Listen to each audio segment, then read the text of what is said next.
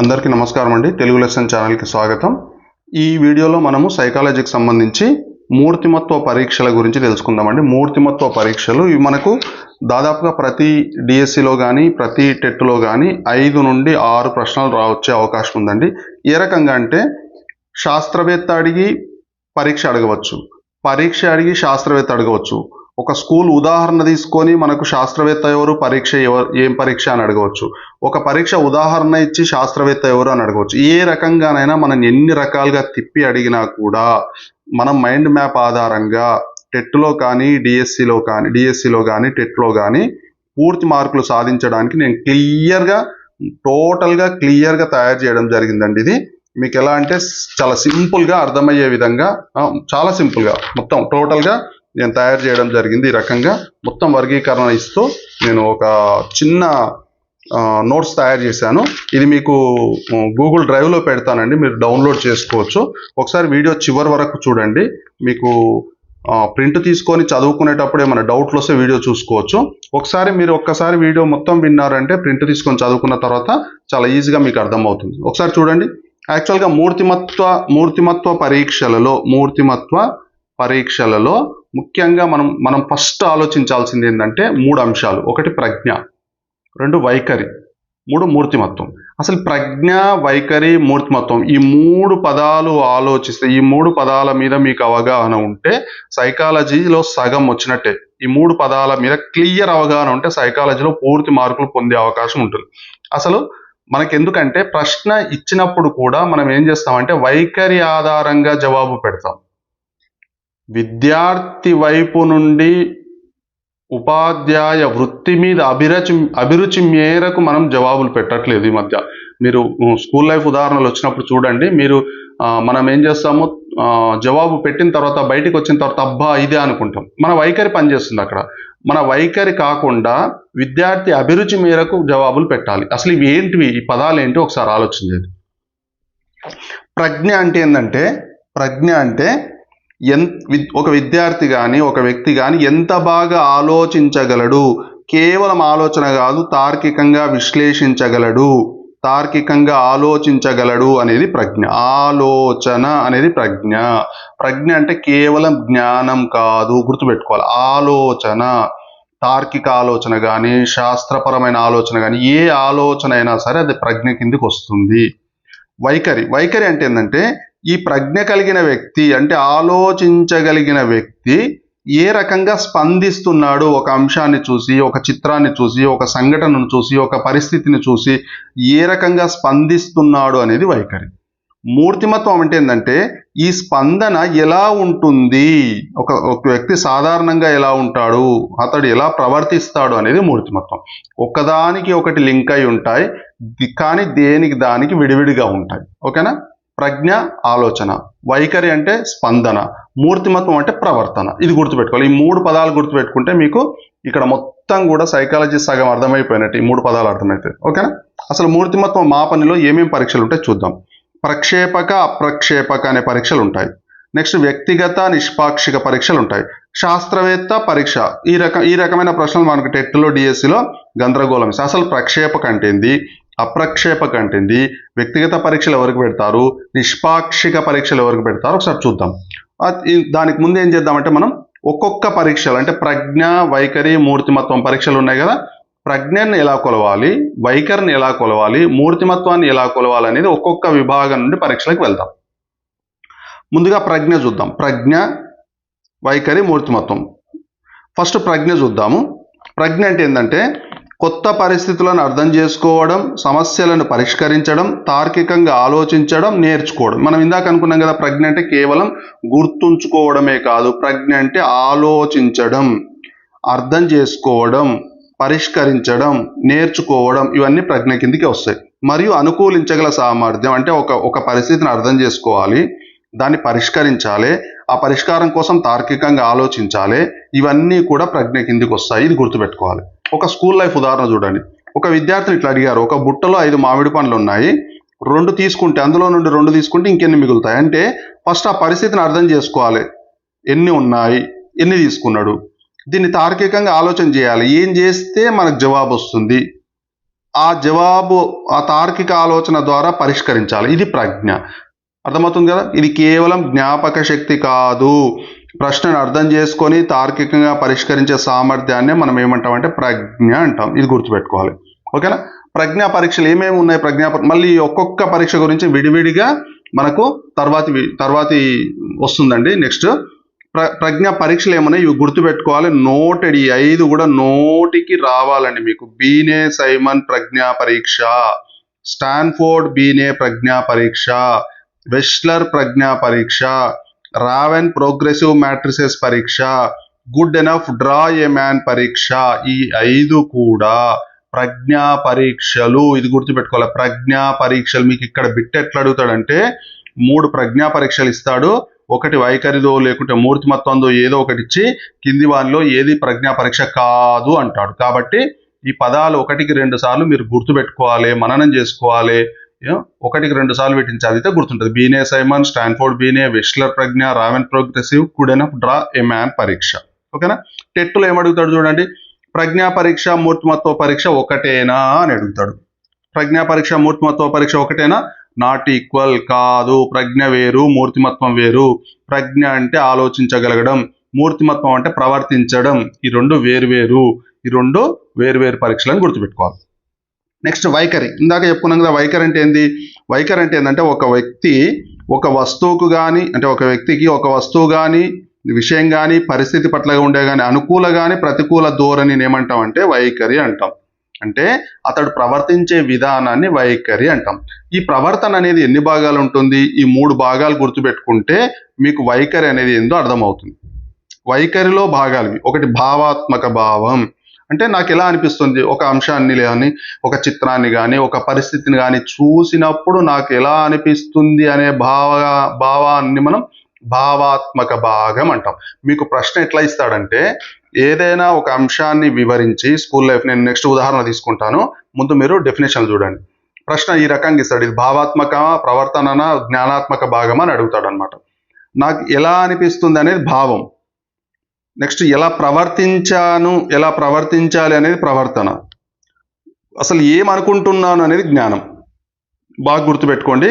ఇది భావోద్వేగాలకు సంబంధించింది భావాత్మక భావం, ప్రవర్తనకు సంబంధించింది ప్రవర్తన భాగం, జ్ఞానానికి సంబంధించింది జ్ఞానాత్మక భాగం. ఇది బాగా గుర్తుపెట్టుకోవాలి. ఓకేనా. ఒక ఉదాహరణ తీసుకుందాం. ఒక విద్యార్థికి గణితం అంటే ఇష్టం లేదు. చాలా సింపుల్గా అడుగుతాడండి బిట్టు. మనం ఏమనుకుంటామంటే ఇంత పెద్దగా అడుగుతాడు అని, అట్లా కాదు, చాలా సింపుల్గానే అడుగుతాడు. ఒక విద్యార్థికి గణితం అంటే ఇష్టం లేదు. అతడు ఏమనుకుంటున్నాడు, గణితం చాలా కష్టం అనేది జ్ఞానాత్మక భాగం. అంటే అతని మనసులో ఉన్నటువంటి ఒక భావన, అది జ్ఞానాత్మక భాగం. గణితం చదవాలంటే భయం వేస్తుంది, భావాత్మక భాగం. ఎందుకు? భయం అనేది భావోద్వేగాలకు సంబంధించింది. భావోద్వేగాలు అని వచ్చినప్పుడు ఏం కావాలి? భావాత్మక భాగం కావాలి. నెక్స్ట్ గణితం పీరియడ్లో పుస్తకం తెరవకుండా ఉండడం, ఇది ప్రవర్తన. వానికి భయం అవుతుందా కాదా తర్వాత సంగతి. పుస్తకమే తెరుస్తలేడు, కనీసం రాయడానికి ప్రయత్నం చేస్తలేడు, ఇది ప్రవర్తన. ఇది గుర్తుపెట్టుకోవాలి మీరు. ఓకేనా. మరి ఈ వైఖరిని కొలవడానికి ఏముంటాయి, మనకి ఏమేమి ఉంటాయి వైఖరిని కొలవడానికి, ఎట్లాంటి మాపనలు ఉంటాయి గుర్తుపెట్టుకోండి. ఒకటి Likert scale, Thurstone scale, Thurstone scale, Guttman scale, semantic differential scale. గుర్తుపెట్టుకోవాలి మీరు. వైఖరి అంటే స్కేలు అనేది వస్తుంది, వైఖరి మాపనం స్కేలు అని వస్తుంది. ఇది గుర్తుపెట్టుకోవాలి మీరు. ఓకేనా. వైఖరి మాపని అంటే స్కేలు అని వస్తే వైఖరి మాపని. ఓకేనా. ఇది గుర్తుపెట్టుకోండి. నెక్స్ట్ మూర్తిమత్వంలో చూద్దాం. మూర్తిమత్వంలో ఏముంటాయంటే ఈ ప్రక్షేపక పద్ధతులు ఉంటాయి. ఏమేమి ఉంటాయి చూద్దాం. మూర్తిమత్వం అంటే చెప్పుకున్నాం కదండి, ఒక వ్యక్తి వ్యక్తి యొక్క శారీరక, మానసిక, భావోద్వేగ, సామాజిక లక్షణాల సమగ్ర వ్యవస్థను ఏమంటారు? మూర్తిమత్వం అంటారు. అన్నీ కలిస్తే మూర్తిమత్వం. ఇక్కడ ప్రజ్ఞ ఉంటుంది, భావోద్వేగాలు ఉంటాయి, సామాజిక అంశాలు ఉంటాయి, మానసిక అంశాలు ఉంటాయి, శారీరక అంశాలు ఉంటాయి. అన్ని కలిస్తే దీన్ని ఏమంటాం? మూర్తిమత్వం అంటాం. చాలా సింపుల్గా గుర్తుపెట్టుకోవచ్చు. చూడండి, మూర్తిమత్వం ఇక్కడ అన్నీ ఉంటాయన్నమాట. మూర్తిమత్వానికి సంబంధించి చాలా సింపుల్గా చూడండి ఒకసారి. ఒక వ్యక్తి సాధారణంగా ఎలా ఆలోచిస్తాడు, ఎలా భావిస్తాడు, ఎలా ప్రవర్తిస్తాడు అనేది మూర్తిమత్వం. ఇక్కడ చూడండి, ఇక్కడ ఏముంది? జ్ఞానాత్మక రంగం ఉంది. ఆలోచన అనేది జ్ఞానాత్మక రంగం. ఇక్కడ ఏముంది, భావిస్తాడు అనేది భావోద్వేగ రంగం, భావోద్వేగాలకు సంబంధించిన భావావేశ రంగం. ఎలా ప్రవర్తిస్తాడు అనేది ఏంది, మానసిక చలనాత్మక రంగం. అంటే బ్లూమ్స్ యొక్క 3 వర్గీకరణలు దీంట్లో ఉంటాయి. ఇది మూర్తిమత్వం, ఇది గుర్తుపెట్టుకోవాలి. జ్ఞానాత్మక రంగం, భావావేశ రంగం, మానసిక చలనాత్మక రంగం, ఇవన్నీ కలిస్తే మూర్తిమత్వం. ఓకేనా. ఒక వ్యక్తి స్కూల్లో ఎప్పుడు ఇతరులకు సహాయం చేస్తాడు, చురుకుగా ఉంటాడు, తప్పు జరిగినా ప్రశాంతంగా ఉంటాడు, కొత్త వారితో సులభంగా కలిసిపోతాడు, ఇవన్నీ కూడా ఒక్కరోజు ప్రవర్తనలా కాదు, స్థిరంగా కనిపించే లక్షణాల సమాహారం అయితే మూర్తిమత్వంలో భాగం. అంటే ఏదో ఒక రోజు చేస్తే అది యాక్షన్ అవుతుంది. అట్లా కాకుండా అతను ఇన్బిల్ట్ అనమాట. అంటే పుట్టుకతోటే ఉండడం లేదా సమాజాన్ని చూసి నేర్చుకోవడం, ఇది ఎప్పుడు కూడా ఇది చేస్తూ ఉంటే దాన్ని మూర్తిమత్వం అంటాం మనం. అది గుర్తుపెట్టుకోవాలి. ఓకేనా. నెక్స్ట్ మూర్తిమత్వంలో ఏమేం పరీక్షలు ఉంటాయి ఒకసారి చూడండి. ఇది ఏంటంటే very very very very very important. ఇక్కడ మనకు 2 లేదా 3 బిట్స్ పడే అవకాశం ఉంటుంది మూర్తిమత్వ పరీక్షల్లో. మూర్తిమత్వంలో ఏముంటాయంటే చూడండి ఒకసారి. ఫస్ట్ ప్రక్షేపక పరీక్షలు ఉంటాయి, అప్రక్షేపక పరీక్షలు ఉంటాయి. పదాలు గుర్తుపెట్టుకోండి, నేను మొత్తం మీకు క్లియర్గా ప్రక్షేపక అంటే ఏంది, అప్రక్షేపక అంటే ఏంది, ఇవన్నీ కూడా నేను క్లియర్గా మీకు గైడ్ చేస్తాను. ప్రక్షేపక ప్రొజెక్టివ్, అప్రక్షేపక నాన్ ప్రొజెక్టివ్, ఇంకా ఇతర పద్ధతులు. ఈ ప్రక్షేపకలో ఇవి ఉంటాయి: రోడాక్, టిఏటి, సిఏటి, వాక్యపూర్తి, పద సహచర్య, చిత్ర నిర్మాణ, ఈ పద్ధతులు ఉంటాయి. ఇవి జస్ట్ గుర్తుపెట్టుకోండి మీరు. నేను ఒక్కొక్క దానికి మళ్ళీ ఉదాహరణ ఇస్తాను. ఇదేంటంటే మైండ్ మ్యాపింగ్ కోసం మీకు గుర్తుండడానికి ఒక టేబుల్ లాగా ఇచ్చాను అనమాట. నిష్పాక్షిక పరీక్షలు ఉంటాయి ప్రక్షేపకలో. వ్యక్తిగత ఉంటుంది, నిష్పాక్షి ఉంటుంది. అంటే సబ్జెక్టివ్ ఉంటుంది, ఆబ్జెక్టివ్ ఉంటుంది. ఈ రెండింటికి తేడా ఏందనేది కూడా నేను మళ్ళీ మీకు క్లియర్గా చెప్తాను. ఓకేనా. నెక్స్ట్ ప్రక్షేపక అప్రక్షేపక అనేది ఒక వర్గీకరణ, వ్యక్తిగత నిష్పాక్షిక అనేది ఒక వర్గీకరణ. ఇవి 2 ఒకే దగ్గర ఉండి చూడకూడదు మనం. ఇవి 2 వేరు వేరు. ఎవరికి వాడాలి, ఎట్లా వాడాలి చూద్దాం. ప్రక్షేపక పద్ధతులు అంటే ఏంటంటే, నెక్స్ట్ ఇక్కడ చూడండి, ఏంటంటే ఒక వ్యక్తికి అస్పష్టమైన లేదా నిర్మితి తక్కువగా ఉన్న ఉద్దీపన ఇస్తే, స్టిమ్యులస్ ఎట్లా ఉంది ఇక్కడ ఇవ్వడం ఏంటంటే అస్పష్టంగా ఉండాలి.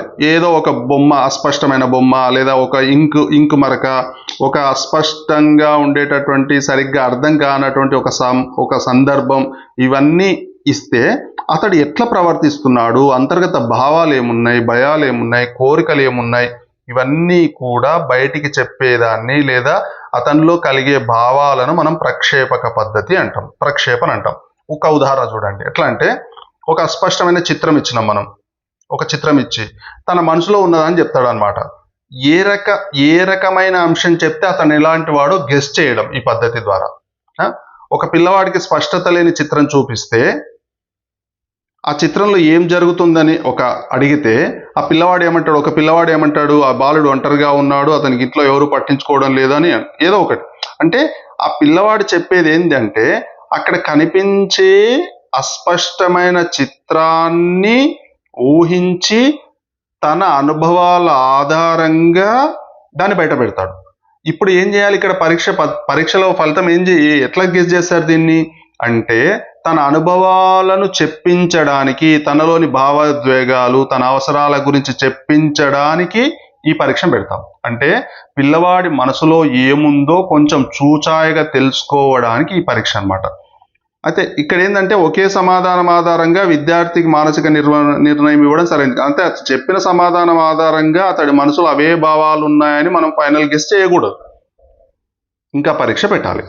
ముఖ్యమైన ప్రక్షేపక పరీక్షలు ఏంటో అని చూడండి ఒకసారి.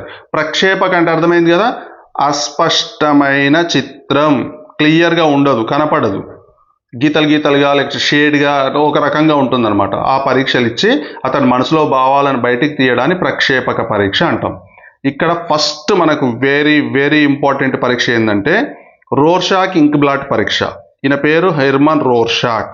ఈయన ఒక ఇంక్ని ఏం చేస్తాడంటే ఒక దగ్గర వేసి ఇంకో చుక్కని వేస్తాడు. చుక్కని వేసి ఆ చుక్క ఆధారంగా, ఆ ఇంకు చుక్క లేదా ఇంకు మరక ఆధారంగా అందులో ఏముంది, పక్షి కనిపిస్తుందా, లేదా ఒక ఏం చిత్రం కనిపిస్తుంది, ఒక యుద్ధం లాంటి సన్నివేశం కనిపిస్తుందా, గాలి ఊగుతున్నట్టు కనిపిస్తుందా అని ఆ రకమైన సమాధానాలు రాబడతాడు అనమాట.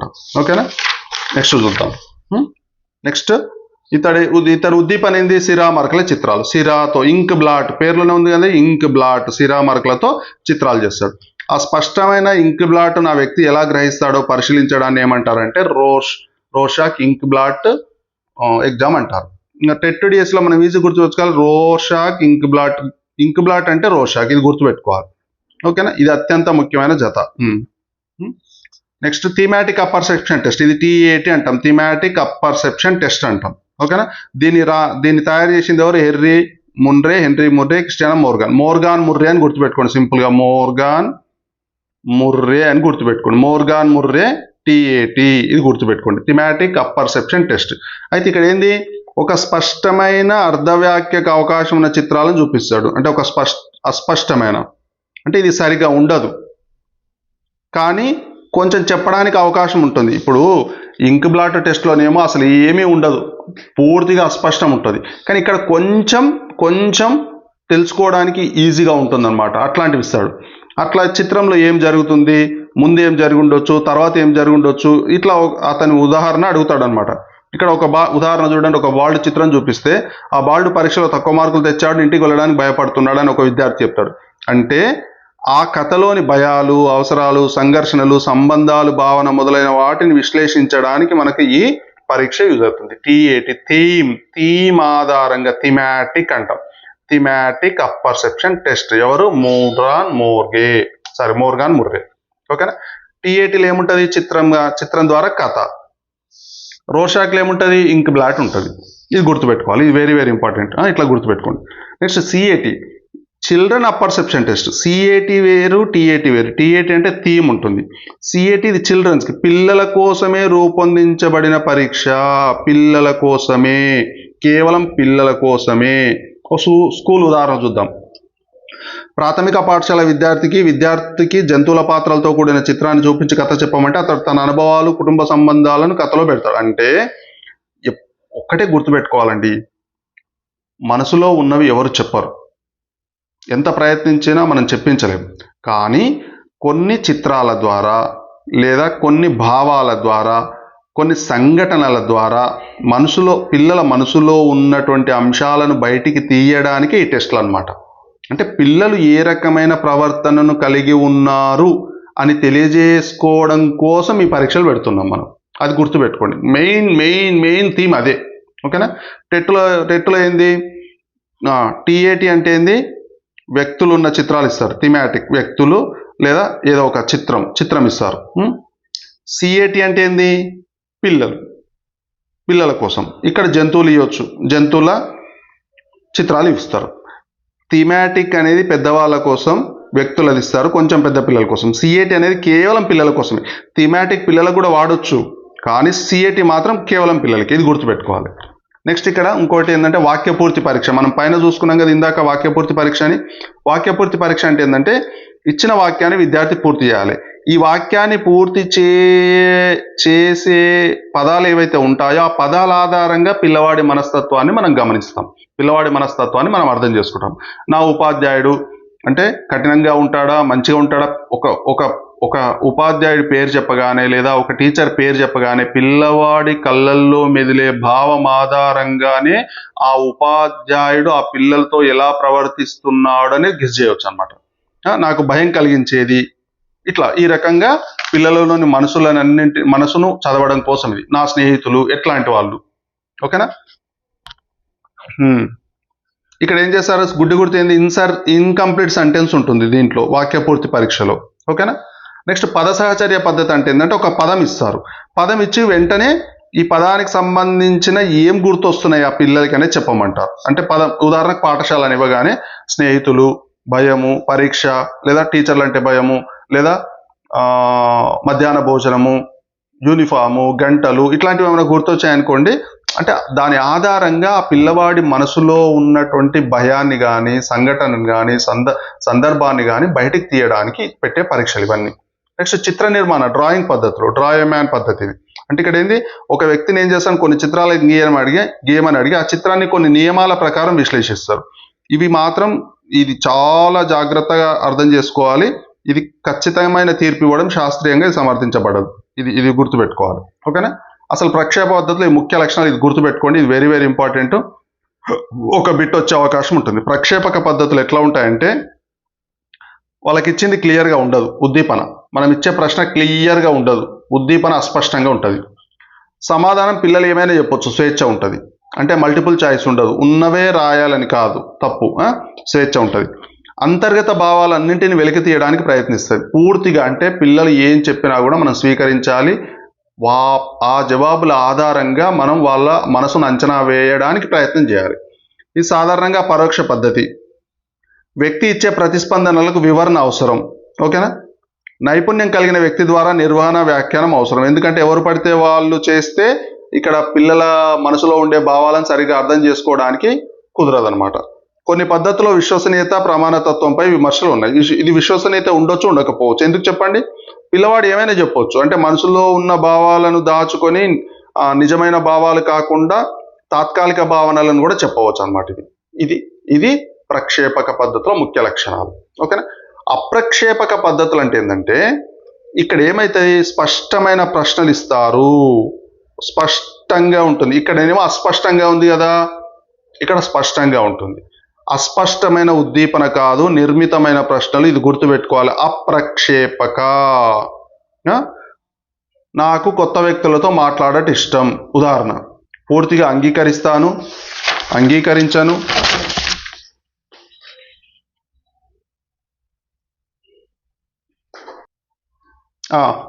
అంటే మనం ఇక్కడ ఏం చేస్తున్నాం, మల్టిపుల్ చాయిస్ లేకుంటే రేటింగ్ స్కేల్ లాగా ఇస్తున్నాం. అంగీకరిస్తాను, నిర్ణయించలేను, అంగీకరించను, పూర్తిగా అంగీకరించను. ఇది నిర్మితమైన ప్రతిస్పందన. అవి ఇట్లాంటి వాటిని ఏమంటాం మనం అప్రక్షేపక పరీక్షలు అంటాం. అంటే ఆప్షన్లు ఇస్తాం వాళ్ళకి, అందులో నుండే సెలెక్ట్ చేసుకోమంటాం. అంటే ఇక్కడ ఏంటంటే విద్యార్థి మనసులోని అంశాలను బయట పెట్టాలంటే ఇక్కడ ఆప్షన్లు కూడా మనం ఎక్కువ ఇవ్వాలన్నమాట. ఇక్కడ స్వేచ్ఛ విద్యార్థికి ఉండదు, ఎవరైతే పరీక్ష పెడతారో వాళ్ళకు స్వేచ్ఛ ఉంటుంది. ఆ ప్రక్షేపక పరీక్షలనేమో విద్యార్థికి స్వేచ్ఛ ఉంటుంది, విద్యార్థి ఏమైనా చెప్పొచ్చు అనమాట. ఓకేనా. ఇందులో ముఖ్యమైనవి ఏంటివి, ఒకటి ప్రశ్నావళి, అంటే ప్రశ్నలు ఇచ్చి జవాబులు రాయమనడం, ప్రశ్నలు ఇచ్చి జవాబులు చెప్పమనడం. నెక్స్ట్ మూర్తిమత్వ శోధికలు, అంటే వ్యక్తిత్వ లక్షణాలను కొలిచే ప్రామాణిక అంశాల సమాహారమే మూర్తిమత్వ శోధికలు అనమాట. ఉదాహరణలు ఏంటివి, ఎంఎంపిఏ ఒకటి, కాలిఫోర్నియా సైకాలజీ ఇన్వెంటరీ ఒకటి, ఇట్లాంటివి. ఇవి ఏంటి, ఒక్కొక్కటి మళ్ళీ నేను ఇప్పుడు క్లియర్గా నేను ఎక్స్ప్లెయిన్ చేస్తాను.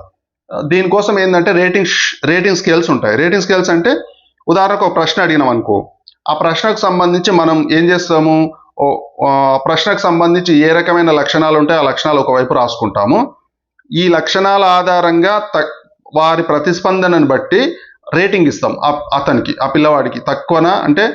తక్కువనా, మధ్యస్థనా, ఎక్కువనా, ఈ రేటింగ్ ఇచ్చి టిక్కులు పెట్టుకుంటాం. అంటే ఆ పిల్లవాడు ప్రతిస్పందించిన ఇచ్చిన జవాబుల ఆధారంగా, ఉదాహరణకు నువ్వు విద్యార్థులతో స్నేహంగా ఉంటావా, ఉండను అన్నాడు అనుకోండి తక్కువ, పర్వాలేదు కొంతమందితో ఉంటాను అన్నాడు అనుకోండి మధ్యస్థ, లేదు అందరు నాతో చాలా బాగుంటారు నేను అందరితో స్నేహంగా ఉంటానని అనుకోండి ఎక్కువ. తరగతి గదిలో నాయకత్వ లక్షణాలు ఎట్లా ఉన్నాయి, అసలు ఏమీ లేవనుకోండి తక్కువ.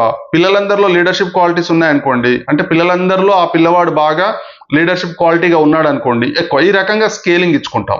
ఈ స్కేల్ ఇచ్చుకొని ఏం చేస్తామంటే ఆ పిల్లవాడికి రేటింగ్ ఇచ్చుకొని దాని ఆధారంగా పిల్లవాడి మానసిక భావనలను మనం బయటికి తీస్తాం అనమాట. ఓకేనా. నెక్స్ట్ స్కూల్లో ఎట్లా చేస్తాం చూడండి. స్కూల్లో రేటింగ్ స్కేల్ చూడండి ఒకసారి. ఉపాధ్యాయుడు, ఈ విద్యార్థి గ్రూప్ పనిలో ఎంతవరకు సహకరిస్తాడు, ఒక ప్రశ్న. దీనికి రేటింగ్ ఇచ్చాం, అసలు కాదు, తక్కువ, కొంతవరకు, ఎక్కువ, చాలా ఎక్కువ. అంటే ఇది ఏం చేస్తాం మనము, ఒక 4-5 పిల్లలకి ఇచ్చామనుకోండి, ఆ పిల్లలు ఇచ్చే రేటింగ్ని బట్టి, ఒక ఉదాహరణకు ఒక 3 పిల్లలు కొంతవరకు అన్నారు, 3 పిల్లలు, ఒకరు ఎక్కువ అన్నారు, ఒకరు చాలా ఎక్కువ అన్నారు. ఇప్పుడు హైయెస్ట్ మెజారిటీ ఏముంది, 3 పిల్లలది ఉంది. కాబట్టి మ్యాక్సిమం ఎక్కువ మెజారిటీ 3 పిల్లలది ఉంది కాబట్టి ఆ పిల్లవాడు కొంతవరకు పనిలో సహకరిస్తాడు అనేది ఒక నిర్ధారణకు వస్తాం అంతే. ఇది ఫైనల్ కాదు, కేవలం అంచనాకు రావడానికి మాత్రమే, గుర్తుపెట్టుకోవాలి. నెక్స్ట్ వ్యక్తిగత నిష్పాక్షిక పద్ధతులు అని చెప్పుకున్నాం కదా ఇందాక, అసలు అవి ఏంటనే చూద్దాం. వ్యక్తిగత నిష్పాక్షిక పద్ధతులు,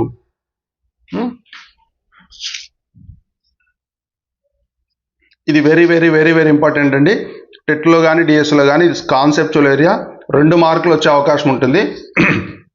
అయితే ఇక్కడ ఏంటంటే వ్యక్తిగత పద్ధతి అంటే ఏంటంటే ఇక్కడ మూల్యాంకనంలో ఎవరైతే పరీక్షిస్తున్నారో టీచర్ లేదా టెస్ట్ పెట్టే వాళ్ళు ఎవరైతే ఉంటున్నారో వాళ్ళ వ్యక్తిగత తీర్పుకి ఎక్కువ అవకాశం ఉంటుంది. అంటే విద్యార్థి లేదా వ్యక్తి చెప్పింది విని నిర్ణయం తీసుకునే అవకాశం ఎక్కువ ఈయనకుంటుంది. ఉదాహరణలు ఏంటివి? ఇంటర్వ్యూ కానీ, పరిశీలన కానీ, ఇట్లాంటివన్నీ కూడా వ్యక్తిగత పద్ధతులు. స్కూల్ లైఫ్లో చూడండి ఒకసారి. రవి చాలా సిగ్గర్ విద్యార్థి అని మనం అనుకున్నాం. ఒక ఉపాధ్యాయుడు చెప్తుండు, పరిశీలన ఆధారంగా చెప్తున్నాడు. ఇక్కడ ఉపాధ్యాయుడి నిర్ణయంలో వ్యక్తిగత తీర్పు ప్రభావం ఉండవచ్చు. అర్థమవుతుంది కదా? అంటే ఒక విద్యార్థి మీద ఉపాధ్యాయుడి యొక్క అభిప్రాయాన్ని తన పరిశీలనలో బయట పెట్టవచ్చు, పెట్టే అవకాశం ఉంటుంది. ఇది వ్యక్తిగత పద్ధతిలో ఉన్న ఒక లోపము. కానీ వ్యక్తిగత పద్ధతి ఇలాగే ఉంటుంది. అదే నిష్పాక్షిక పద్ధతి అంటే ఏంటంటే, నిష్పాక్షిక పేరులోనే ఉంది కదా, స్పష్టమైన నియమాలు ఉంటాయి, నిర్ణీత ప్రశ్నలు ఉంటాయి, నిర్ణీత స్కోరింగ్ ఉండడం వల్ల ఇక్కడ వ్యక్తిగత పక్షపాతం అనేది ఉండదు. ఇది గుర్తుపెట్టుకోవాలి. నాకు కొత్త వారితో మాట్లాడటం ఇష్టం. రేటింగ్ స్కేల్ ఇస్తాం. ఇక్కడ మనం సమాధానానికి ముందే స్కోరింగ్ ఇస్తాం కాబట్టి ఇక్కడ మనం ఏమవుతుంది? నిష్పాక్షికత అనేది ఉంటుంది. అంటే పక్షపాతం అనేది ఉండదు. ఇది గుర్తుపెట్టుకోండి. నిర్ణీత ప్రశ్న, నిర్ణీత స్కోరింగ్, నిష్పాక్షికత ఎక్కువ. దేనికి?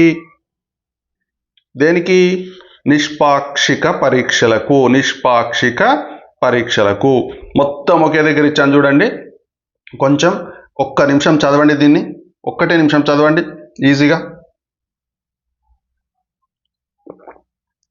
మూర్తిమత్వ భావన, దీన్ని ఏం చేసాం మనము? ప్రక్షేపక, అప్రక్షేపక పరీక్షలు తీసుకున్నాం. ప్రక్షేపకులు ఏంటి?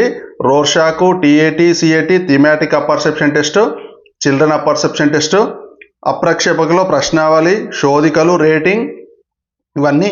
నెక్స్ట్ ఇందులోనే ప్రక్షేపకలోనే వాక్యపూర్తి ఉంటుంది, పద సహచర్య ఉంటుంది, చిత్ర నిర్మాణం ఉంటుంది. చెప్పాం కదా, వాక్యపూర్తి అంటే నా ఉపాధ్యాయుడు, నా మిత్రుడు. పద సహచర్య అంటే పాఠశాల అనగానే ఏం గుర్తొస్తుంది, ఇవన్నీ. రోర్షాక్ అంటే ఇంక్ బ్లాట్ టెస్ట్. థీమాటిక్ అంటే ఒక థీమ్ ఇస్తాం. సిఏటి అంటే కేవలం పిల్లలకి మాత్రమే పెడతాం. ప్రశ్నావళి అంటే ప్రశ్నలు ఇస్తాం. శోధికలన్నా కూడా ప్రశ్నలు ఇస్తాం. రేటింగ్ అంటే రేటింగ్ స్కేల్ ఇస్తాం. ఇవన్నీ కూడా ఓకేనా. నెక్స్ట్ శాస్త్రవేత్త వారీగా పరీక్షలు ఏమున్నాయి చూడండి ఒకసారి. ఫస్ట్ ఏంది? హెర్మన్ రోర్షాక్. ఈయన పరీక్ష పేరు రోర్షాక్ ఇంక్ బ్లాట్. మీకు డైరెక్ట్ బిట్ అడుగుతాడండి. డైరెక్ట్ బిట్ అంటే హెర్మన్ రోర్షాక్ పరీక్ష పేరు ఏం పేరు? రోర్షాక్ ఇంక్ బ్లాట్, రోర్షాక్ థీమాటిక్, రోర్షాక్ అప్పర్ సెక్షన్, ఇట్లా ఈ రకంగా ఇచ్చాడు అనుకోండి కన్ఫ్యూజ్ అవుతారు. అందుకే ఒకసారి శాస్త్రవేత్త పేరు, పరీక్ష పేరు చదువుకున్నారు అనుకోండి ఈజీగా ఉంటుంది. రోర్షాక్ ఇంక్ బ్లాట్ టెస్ట్ ఒకటి. నెక్స్ట్ చూడండి, ముర్రే, టీఏటీ. ముర్రే, మోర్గాన్ ఇద్దరు కలిసి ఓకేనా. టీఏటీ అంటే ఏంది? Thematic apperception test. ఇది. నెక్స్ట్ మూడోది ఈ మోర్గాన్, వీళ్ళిద్దరు కలిసి. బీనే సైమన్ ప్రజ్ఞా పరీక్ష. బీనే సైమన్ ఇద్దరు కలిసి చేశారు దీన్ని ఓకేనా. నెక్స్ట్ స్టాన్ఫోర్డ్ బీనే, ఇది బీనే పరీక్షకు టెర్మన్ చేసింది. నెక్స్ట్ వెస్ట్లర్ ప్రజ్ఞా పరీక్ష. లైకట్ అంటే లైకట్ స్కేల్, ఇది వైఖరి మాపని. థర్స్టన్ ఏంది? వైఖరి మాపని. గట్మంది ఇది సంచిత స్కేలు, క్యుములేటివ్ స్కేలు. క్యాటిల్ది 16 వ్యక్తిత్వ కారణాలు. ఇది మనకు లేవు, అంటే దీని గురించి పూర్తిగా లేదు కానీ పరీక్షల్లో ఉన్నాయన్నమాట ఇవి. క్యాటిల్ 16 కారకాలు. ఐసెంక్ అనేది వ్యక్తిత్వ పరిమాణాల సిద్ధాంతం. ఈ రెండు కూడా మీకు సిలబస్లో డీప్గా లేవు. అయినా నేను ఎందుకు యాడ్ చేశానంటే చెప్పలేము, ఒక్కొక్కసారి డీప్గా లేవు, వీటిని ప్రస్తావించడం జరిగింది అందుకే తీసుకున్నాను అనమాట. ఇక్కడ సింపుల్ సూపర్ మెమరీ, ఇది గుర్తుపెట్టుకోండి. ఇది గుర్తుపెట్టుకుంటే మీకు చాలా సింపుల్, ఈజీ ఓకేనా. రోర్షాక్ అంటే మరకల పరీక్ష, ఇంక్. ముర్రే అంటే స్టోరీ చెప్తాం, ముర్రే మోర్గాన్ది థీమాటిక్ పర్సెప్షన్. వెస్ట్లర్ ప్రజ్ఞా పరీక్ష. లైకట్ వైకర్మాపని, ఇది వెరీ వెరీ ఇంపార్టెంట్. చాలా సార్లు వచ్చిందండి, 2026లో వచ్చింది, 2025లో వచ్చింది, చాలా సార్లు వచ్చింది ఇది లైకట్. నెక్స్ట్ క్యాటిల్ 16 వ్యక్తిత్వ కారణాలు ఉంటాయి ఓకేనా. పరీక్షల వారిగా ఇది వెరీ ఇంపార్టెంట్ అండి. ఇది బాగా మీరు బట్టి పట్టాలి. ఇంకా బట్టి పడతారా, లేకుంటే గుర్తుంచుకుంటారా, లేకుంటే చదువుతారా, లేకుంటే వింటారా, మీ ఇష్టం. ప్రజ్ఞా పరీక్షలు ఏంటివి? బీనే సైమన్ అనేది ప్రజ్ఞా పరీక్ష. స్టాన్ఫోర్డ్ బీనే అనేది ప్రజ్ఞా పరీక్ష. వెస్ట్లర్ది ప్రజ్ఞా పరీక్ష. రావెన్ది ప్రజ్ఞా పరీక్ష ఓకేనా. వైఖరి Likert scale, Thurstone scale, Guttman scale, semantic differential scale. వైఖరి స్కేల్, ఇక్కడ స్కేల్ రాయలేదు, మీరు గుర్తుంటుందని. మూర్తిమత్వం ఏంది? రోర్షాక్ ఇంక్ బ్లాట్, టీఏటీ, సిఏటీ, వాక్యపూర్తి, పద సహచర్యం, ఎంఎంపిఐ, సిపిఐ. వీటి గురించి కూడా డీప్గా లేవు, కానీ నేను యాడ్ చేశాను. ఓకేనా అండి? ఇది ఈజీగా మీరు గుర్తుపెట్టుకోవాలి. ఒక చిన్న పేపర్ మీద రాసుకొని ఇంట్లో ఒక దగ్గర అతికించుకోండి, లేదా ఒక పేపర్ మీద రాసుకొని ఇంట్లో ఒక దగ్గర అతికించుకుంటే ఏమవుతుందంటే రోజు ఇందులో నుండి ఖచ్చితంగా ఒక బిట్టు 100% ఒక బిట్ వస్తుంది. ఇది లేనిది బిట్టే లేదు. ప్రజ్ఞామాపని, వైఖరి మాపని, మూర్తిమత్వ మాపని పరీక్షలు ఏవి అనేది లేకుండా సైకాలజీలో టెట్లో కానీ డిఎస్సిలో కానీ బిట్ లేదు. గుర్తుపెట్టుకోండి, కంపల్సరీ బిట్ వస్తుంది. ఓకేనా?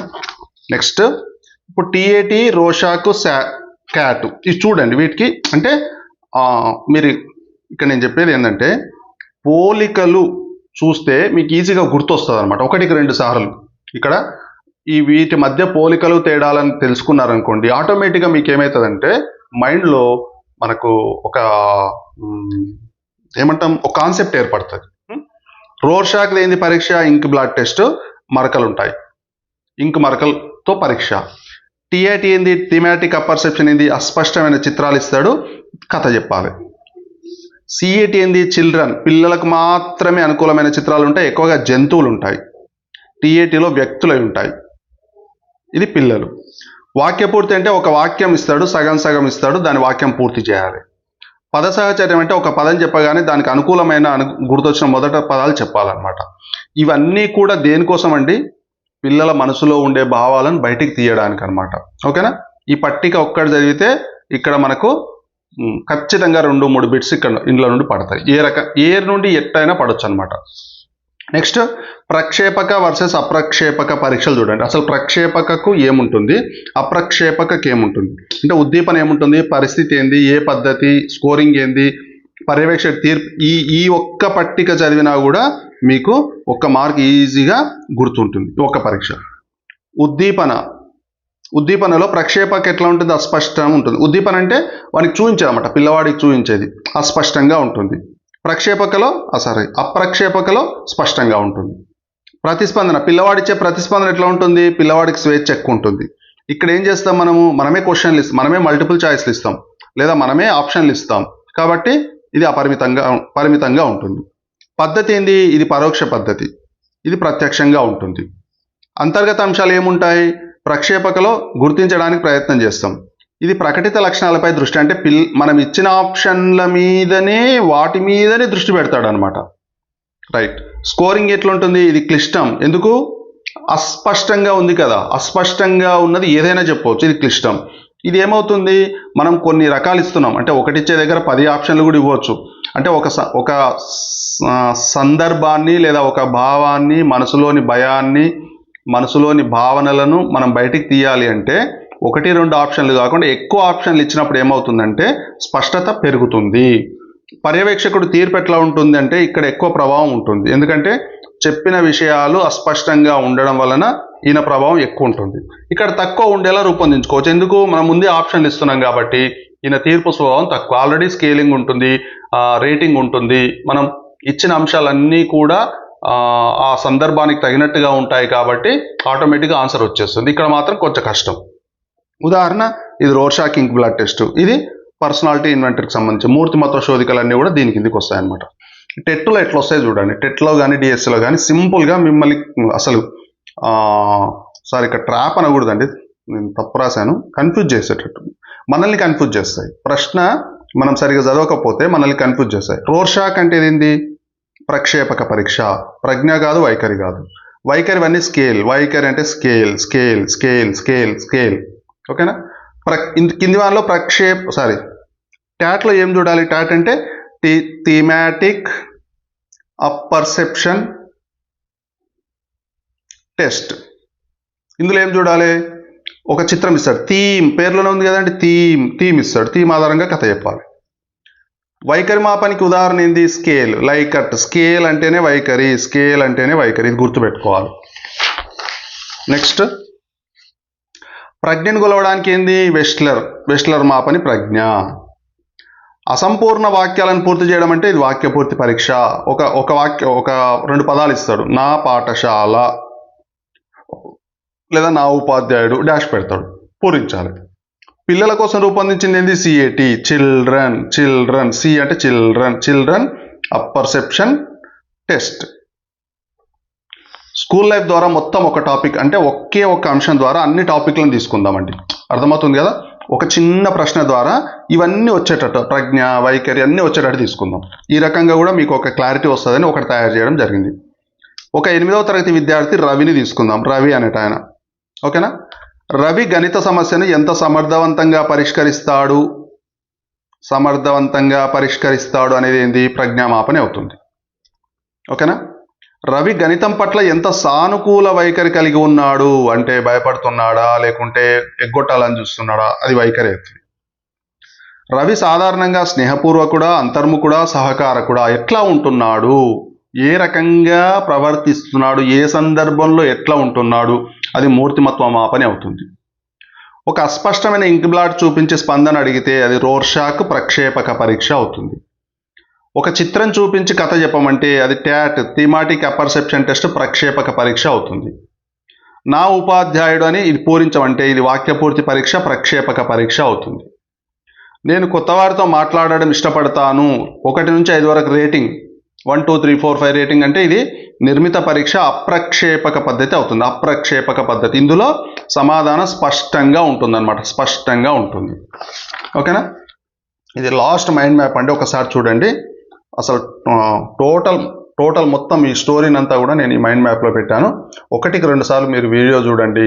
మన ఛానల్లో ఇంకా అసలు సైకాలజీ మొత్తం టాపిక్స్ ఉన్నాయి, అంతేకాకుండా తెలుగు అన్ని టాపిక్స్ ఉన్నాయి. ఈ పీడిఎఫ్లు అన్నీ కూడా నేను గూగుల్ డ్రైవ్లో పెడతాను. వీడియో చివరి వరకు చూడండి. గూగుల్ డ్రైవ్ లింక్ కూడా నేను ఇవ్వడం జరుగుతుంది. ఓకేనా? ఇవి మానసిక మాపనలు అంటే మూర్తిమత్వ పరీక్షలు. ప్రజ్ఞామాపని, వైఖరి మాపని, మూర్తిమత్వ మాపని. ప్రజ్ఞామాపన ఏంటంటే బీనే Simon, Stanford Binet, Wechsler, raven, ఇవన్నీ కూడా ప్రజ్ఞ అంటే ఏంది? ఆలోచించడం, కేవలం జ్ఞాపకంగా ఆలోచించడం. వైఖరి పరీక్షలు చూడండి. Likert scale, Thurstone scale, Guttman scale, semantic scale, differential scales, ఇవన్నీ కూడా వైఖరికి సంబంధించినవి. మూర్తిమత్వం అంటే పర్సనాలిటీకి సంబంధించినవి, వ్యక్తి ఎలా ఉంటాడు అనేది పర్సనాలిటీ. ఈ మూర్తిమత్వ పరీక్షలే మనకి ఇంపార్టెంట్. ఇందులో ప్రక్షేపక, అప్రక్షేపక 2 పరీక్షలు ఉంటాయి. ప్రక్షేపక అంటే ఆల్రెడీ తెలిసిందే కదండి, అస్పష్టంగా ఉంటాయి. ప్రక్షేపక అంటే అస్పష్టమైన చిత్రాలు, అస్పష్టమైన గీతలు, అస్పష్టమైన మరకలు, ఇవి గుర్తుపెట్టుకోండి. అప్రక్షేపక అంటే స్పష్టంగా ఉంటాయి, అంటే రేటింగ్ కానీ లేకుంటే ఆన్సర్స్ కానీ మల్టిపుల్ చాయిస్ కానీ ఇట్లా ఇస్తామన్నమాట. ఇందులో Rorschach important, very very important. ఈయన మరక, ఇంక్ బ్లాట్ అన్నమాట. ఇది ప్రొజెక్టివ్ ప్రక్షేపక పరీక్ష. టీఏటి అంటే థీమాటిక్ అపర్సెప్షన్, థీమ్, ఇది కథ. సిఏటి అంటే చిల్డ్రన్ అపర్సెప్షన్ టెస్ట్, ఇది పిల్లలకు సంబంధించింది. ఓకేనా? నెక్స్ట్ దాంతోపాటు వాక్యపూర్తి, పద సహచర్య, చిత్ర పద్ధతులు. వాక్యపూర్తి అంటే ఒక అసంపూర్తి వాక్యం ఇచ్చి పూరించమనడం. పద సహచర్యం అంటే ఒక పదాన్ని చూపించగానే దానికి అనుబంధంగా వచ్చే పదాలు, మొదట ప్రతిస్పందించే పదాలను చెప్పమనడం. చిత్రం అంటే ఒక చిత్రం ఇచ్చి చెప్పమనడం. ఈ టెట్లో మనకు క్లియర్గా ఏంటంటే ఇది గుర్తుపెట్టుకోండి.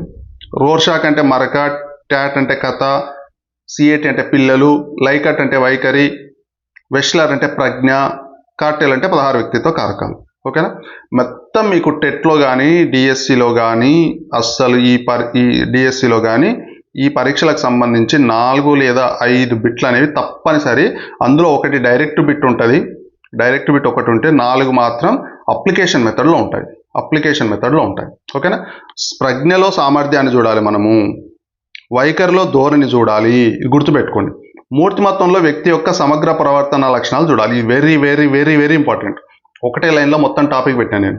ప్రజ్ఞలో సామర్థ్యాన్ని చూడాలి, వైఖరిలో ధోరణి చూడాలి, మూర్తిమత్వంలో సమగ్రంగా చూడాలి. మూర్తిమత్వం మాపనిలో రోర్షాక్ ఉంటుంది, టీఏటి, సిఏటి వంటి ప్రక్షేపక పద్ధతులు ఉంటాయి. ప్రశ్నావళి, ఇన్వెంటరీ, రేటింగ్ అనేవి అప్రక్షేపక పద్ధతులు ఉంటాయి.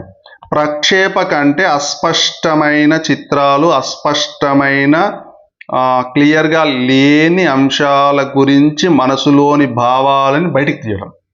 ఇక్కడ అప్రక్షేపక అంటే క్లియర్గా మనం ఇస్తాం, మనమే సమాధానాలు ఇస్తాం, మనమే ఒక అంశాన్ని ఇస్తాం, మనమే ఒక కథ ఇస్తాం, మనమే ఒక చిత్రం ఇస్తాం, అంటే స్పష్టంగా ఇస్తాం.